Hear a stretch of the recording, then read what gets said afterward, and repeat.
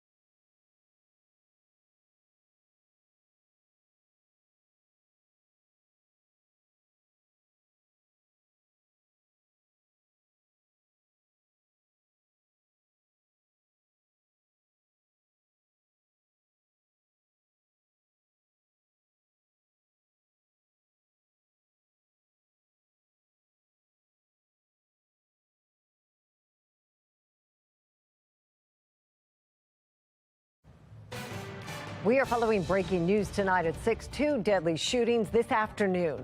Fox 45's Keith Daniels standing by for a live report on a triple shooting in East Baltimore. Governor Wes Moore holds his first bill signing after session 2023 wraps up. Why some lawmakers are calling out what wasn't accomplished this year in Annapolis. And just in, some new footage from inside the bank during a deadly shooting in Louisville. What police say it reveals about the shooter's actions during the massacre. Live from WBFF in Baltimore, this is Fox 45 News at 6. And good evening, everybody. I'm Mary Bubala. We are following breaking news tonight. At least 2 people dead in 2 afternoon shootings. We have team coverage of the ongoing violence, beginning with Keith Daniels in a deadly triple shooting in East Baltimore. Keith, what are you learning right now? Well, we're live at City Police Headquarters. Detectives inside working this case. A triple shooting with 1 person dead. Now, it happened at Ashland Avenue near Kenwood Avenue. Police arrived just after 1 o'clock today after responding to a shot spotter alert. They found an unidentified male with several gunshot wounds to the body. He was pronounced dead later at the hospital. Police say a short time later, a 52-year-old man and 20-year-old man walked into a nearby hospital with gunshot wounds. We're told they will be okay. Now, police are working now trying to figure out exactly what happened. Meantime, investigators are asking anyone with information about this shooting to call police. We're live at City Police Headquarters. Keith Daniels, Fox 45 News. Thank you. Well, we're learning more about another deadly shooting just before 4 o'clock this afternoon. It happened in the Franklin Square neighborhood in West Baltimore. The wounded man was found at the corner of Lexington and Monroe. Baltimore City Police telling us a 21-year-old was shot multiple times and rushed to shock trauma, but he did not make it. At this time, no word on a suspect in that shooting. And also breaking at this hour, Baltimore police say a 15-year-old was arrested for bringing a loaded gun to Reginald F. Lewis High School in Northeast Baltimore today. At least 13 guns have been seized in city schools so far this school year. In Baltimore County, a teen was shot in Essex just before 1 o'clock this morning. Officers responded to shots fired on Cape May Road. When they arrived, they could not find the victim, but not long after, somebody called about a wounded person who turns out to be a 14-year-old. The victim is in stable condition tonight. And new tonight, another young life lost. Baltimore police confirming the person shot and killed last night in Northwest Baltimore was just 16 years old. Fox 45's Alexa Ashwell has an update on that investigation. Investigators say this 16-year-old victim arrived to Sinai Hospital with a gunshot wound. He was pronounced dead a short time later. The department has since determined he was in fact shot in a neighborhood about 4 miles away from the hospital. As for who did this and why, that remains under investigation. The sun reflecting off pieces of crime tape left in this alley behind Longwood Street, overlooking Harlan Park in Northwest Baltimore, where police say a 16-year-old was shot yesterday afternoon. The teen later pronounced dead at the hospital. I just heard shots, probably 3 or maybe 2. Neighbors say they heard several shots and saw people running through the alley. And I opened the door, and that is what I saw. 2 guys running up, and one was walking behind. One said, "I've been hit." He had his hand here. Yeah, he was walking up, so it had to be on this side. Baltimore police not yet saying what led up to the shooting. Officers were originally called to the hospital for reports of a walk-in shooting victim, then later determined the victim had been shot here on Longwood Street. The whole area was cordoned off. Neighbors say this is a quiet community and were even more surprised when they learned the victim, a teen. I was really surprised. That, and they said that he was 16. That's what we were told last night. And, but I don't know the people. I don't know the guy. I've been here 5 years. The teen's death marks Baltimore's 8th homicide victim to be under the age of 18 so far this year, and comes on the heels of a violent weekend at the Inner Harbor where 2 teens were shot. That double shooting prompting the mayor to announce a curfew for young people starting this Memorial Day weekend. Still, the violence among city youth showing little signs of slowing, and many fear what's to come as the months get warmer. I think one of the things that's missing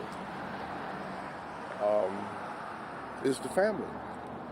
And a lot of these kids are out here doing things you can't find the parents. It's sad that somebody's child won't be coming home. That's very sad. Investigators have not yet identified this teen. No suspect information has been released. In Baltimore, Alexa Ashwell, Fox 45 News. Well, this week, City State's Attorney Ivan Bates is marking his first 100 days in office. Fox 45's Mackenzie Frost will host a town hall with Bates to talk about the milestone this Thursday night at 7. Join us at New Metropolitan Baptist Church on McCullough Street. You can also watch the town hall live on foxbaltimore.com. And if you would like to submit a question, just scan that QR code right there on your screen. Police in Washington, D.C. are looking for a person they say opened fire at a funeral home, killing someone and injuring 3 others at a funeral. Officers say that gunfire happened about 20 minutes after a funeral service let out, and police say the attack was targeted. Now, the funeral was being held for a gun violence victim, and police often have extra presence in these situations. Baltimore does the same. And despite that police presence, this shooting did take place. At the family's request, oftentimes we do when we have homicide victims, we will extend, additional police presence in the area of a funeral. Well, police say they went on to say they're not sure why the people were targeted, but they're looking into possible connections between today's shooting and the original homicide in March. Also breaking tonight, you can see police in Arlington, Virginia, handcuffing someone after an armed bank robbery in which police say 5 hostages were taken, including a child. Our sister station in Washington says someone is in custody. You can see police escorting people out of the bank on the right side of the screen, while someone is pinned to a wall and handcuffed. Police say no one was hurt. Mary? Okay, thank you. Well, this year's legislative session has wrapped up, and Governor Moore held his first bill signing ceremony. Today, the governor signed off on 2 laws, one raising the minimum wage and one making child tax credits permanent. Governor Moore says these plans will help move the state forward in its fight against childhood poverty. But there are also some serious concerns about what wasn't accomplished. Fox 45's Mackenzie Frost explains why some lawmakers are frustrated with a bill targeting legal gun owners and a lack of action on juvenile violence plans.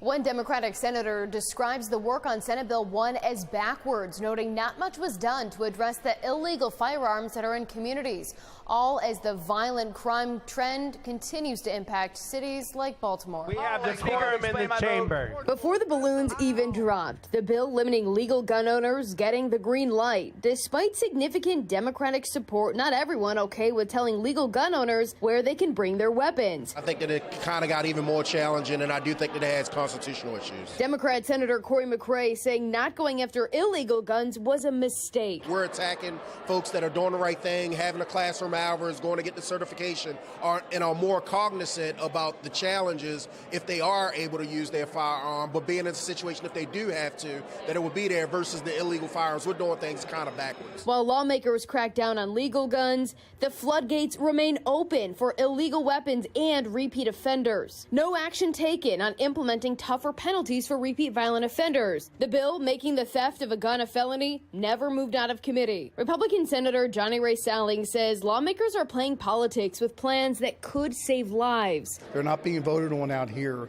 and people should be very upset because it's not going on. Another topic hardly addressed, holding young people accountable for breaking the law. Pressing Delegate Luke Clippinger about why some bills never came out of his committee.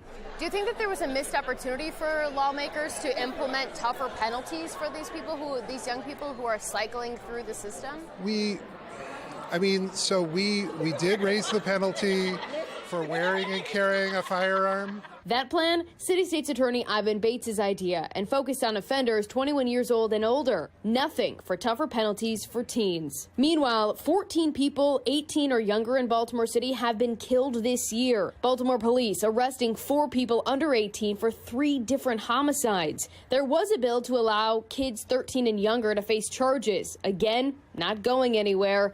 Now, Clippinger passing responsibility off to the governor and his administration. How long will this rebuild take while this violence continues? Well, that's not a question for me at this point. It's a question for the secretary. Governor Moore saying more penalties for kids won't solve the problem. We are not going to arrest or militarize our way out of the juvenile crime problem. Rather, more investments in education. But in Baltimore City, the school system already struggling to see success in the classroom. Moore doubling down on his call to reduce guns in communities, throwing his support behind Senate Bill 1 and saying illegal guns are the problem. We've got to be able to focus on getting these guns off of our streets, these illegal guns off our streets. Despite the governor's words, the actions from his own party in both chambers downstairs signal otherwise. Despite the legal concerns, Governor Wes Moore says he will sign Senate Bill 1 into law. In the State House, Mackenzie Frost, Fox 45 News. Well, coming up, new video from inside a Louisville bank during Monday's deadly shooting. What police are revealing about the suspect. And we're getting ready for cooler temperatures. We'll drop to the 60s by 11 p.m. Then tomorrow it's back to warm temperatures. I'll let you know how high the numbers get coming up in my Weather Authority forecast. The IMF lowering its forecast for global economic growth. I'm Atrel Nashar, and coming up, what that means for American families and businesses.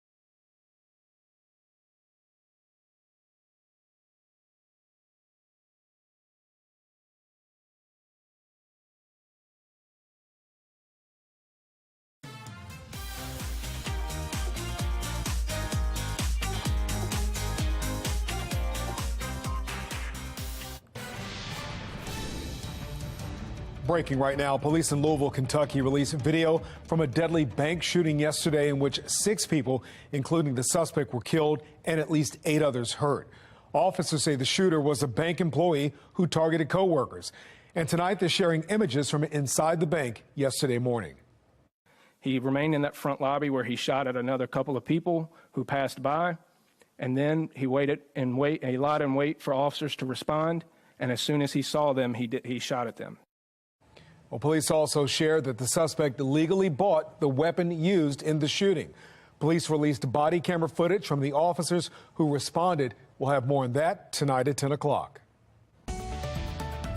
Well, a mixed finish to the day on Wall Street today. The Nasdaq and S&P 500 saw slight drops while the Dow was up less than 0.5%. And this comes as the International Monetary Fund is telling people not to expect much economic growth this year. Now, countries across the world struggling with inflation and rising interest rates. National correspondent Atra El-Nashar has more on the economic outlook. World economies under pressure. The IMF out with a new assessment of global financial stability, painting a picture of a system strained by stubbornly high inflation and tightening monetary policy, rocked further by banking turmoil in the U.S. and Switzerland. The report says in the current global context, global financial stability will be further tested, but so far holding steady. Our assessment at this point is that the financial risks appear reasonably well contained. IMF forecasts global growth will bottom out at 2.8% this year and then rise to 3% next year, with the bulk of the slowdown concentrated in advanced economies like the United States. One factor threatening growth, especially in the U.S., is a potential credit crunch. Uncertainty in the banking sector making institutions more hesitant to issue loans, and that means it's harder for businesses to grow or individuals to access credit for things like buying a home. And a recent survey from the Federal Reserve Bank of New York shows that fears of that are already setting in. It says perceptions of credit access compared to a year ago deteriorated in March. Treasury Secretary Janet Yellen insisting the banking system remains strong. I've not really seen evidence at this stage suggesting a contraction in credit, although that is a possibility. Also pushing back on assertions the global economy is anemic, but calls the IMF's outlook reasonable. I wouldn't overdo the negativism about the global economy. I think countries have proven resilient. The question is, can they stay resilient longer than it takes for banking fears and high inflation to go away? A reading of the latter comes Wednesday morning. In Washington, I'm Atra El-Nashar reporting. Well, preparations for this year's AFRAM are in full swing, happening on Juneteenth weekend. And today we learned who's performing. With everybody coming together on June 17th, we're officially announcing Baltimore Club Music Day. So Saturday, June 17th, 2023, and every June 17th after will officially be Baltimore Club Music Day. And Baltimore... Well, this year's AFRAM will not only celebrate the 50th year of hip-hop, but also a big milestone for Baltimore club music. And here's the lineup for this year. They include the Isley Brothers, DJ Kid Capri, and Ty Dolla $ign. It's been a gorgeous day and still right now very nice across Towson and Baltimore and really around the region. Not too much is happening. We've got mostly cloudy skies, but dry weather. That's going to change this weekend as we get ready for the next weather maker. Rain is in the forecast and it could have impacts on your weekend plans. You still have a few dry days to enjoy the nice and warm weather. Right now we sit at 74 with mostly cloudy skies and winds out of the west around 9 miles per hour. Temperatures are mainly in the 70s across the state. It's been a gorgeous and a warm day, and that trend continues tomorrow. First overnight, our temperatures drop to the 50s. Then by the afternoon, we're looking at even warmer temperatures with highs in the 80s. We'll stay in the 80s and dry through Friday, but after that, we have the chance for showers on Saturday and Sunday. Cooler temperatures will follow. Notice on the HD radar, there's really not too much happening around the region. There's a cold front to the north that stays away from us, and then there's high pressure to our south. That's keeping us dry, and it's what's giving us lots of sunshine across parts of the region. But overnight, more clouds return. We'll wake up to mostly cloudy skies in the morning and temperatures in the 50s. By the afternoon, the clouds clear and our temperatures reach the 80s. It'll be a warm and sunny afternoon, and that's followed by even higher temperatures as we head into Thursday. Our morning lows will start off in the 60s before reaching the mid-80s by the afternoon. If you've been looking for the warmer temperatures, they're going to last through Friday. That's when we have our last day in the 80s. Our numbers will start to drop after that as our next weather makers arrive. We have the chance for showers on Saturday and again on Sunday, but we stay mostly dry after that heading into Monday and Tuesday. 55 for the low temperature with partly cloudy skies overnight. Then by the afternoon, 82. We'll have mostly sunny skies and at times it could be breezy. Winds will be out of the west around 10 to 15 miles per hour. We're talking wind gust up to 25 miles per hour, so that's going to provide a nice breeze. But if you have any plans to do yard work or gardening, you want to make sure that you do those over the next 3 days because we have the showers that follow over the weekend and then cooler numbers. I'll let you know what to expect and how low the temperatures get after our weather maker coming up in the exclusive 10-day forecast. Weather Window, presented by the National Weather Desk. This morning's sunrise was spectacular across the country. In Fort Morgan, Alabama, the orange sky greeted the new day, while to the east in Volano Beach, Florida, it was accompanied by an offshore shower just on the right side of your screen. Purple dominated the San Antonio skies, aided by fog on the horizon, while small cumulus clouds reflect the morning sun over Boise, Idaho. For more content like this, follow the National Weather Desk on Instagram. Still ahead, tax season ends 1 week from today. New warnings from the IRS about a dirty dozen tax fraud schemes.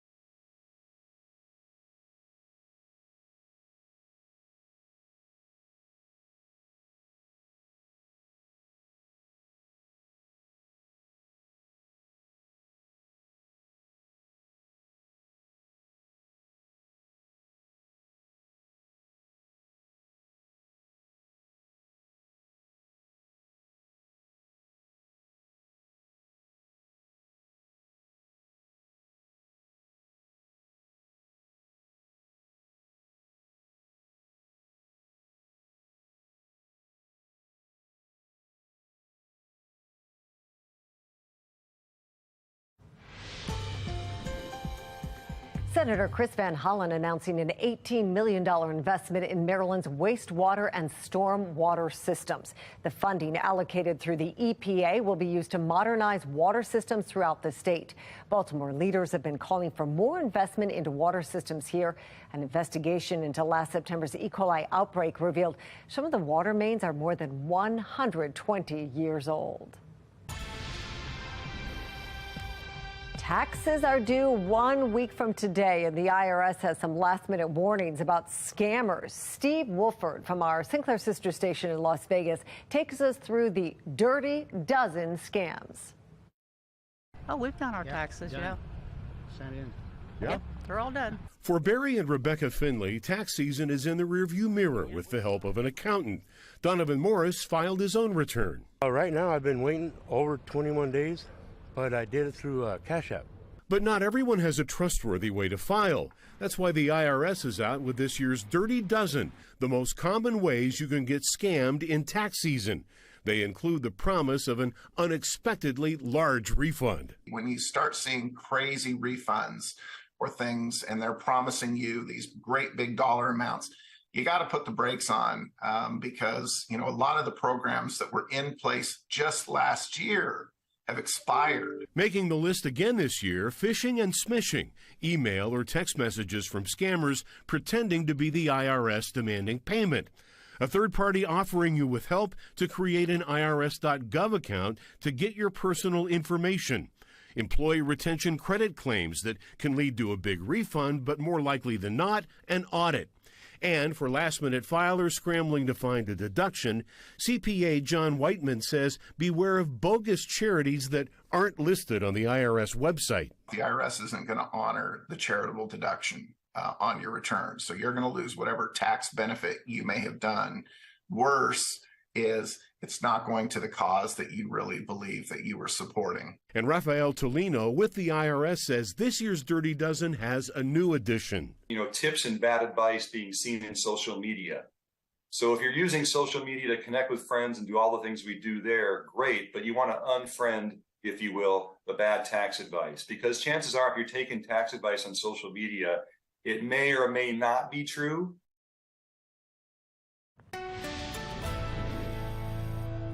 We've enjoyed very nice weather over the past few days, and that continues at least through Friday. Tomorrow, we reach the 80s, 82 for the high. That's followed by 85 on Thursday. We'll be about 20 degrees above average, and we stay in the 80s for one more day on Friday. We'll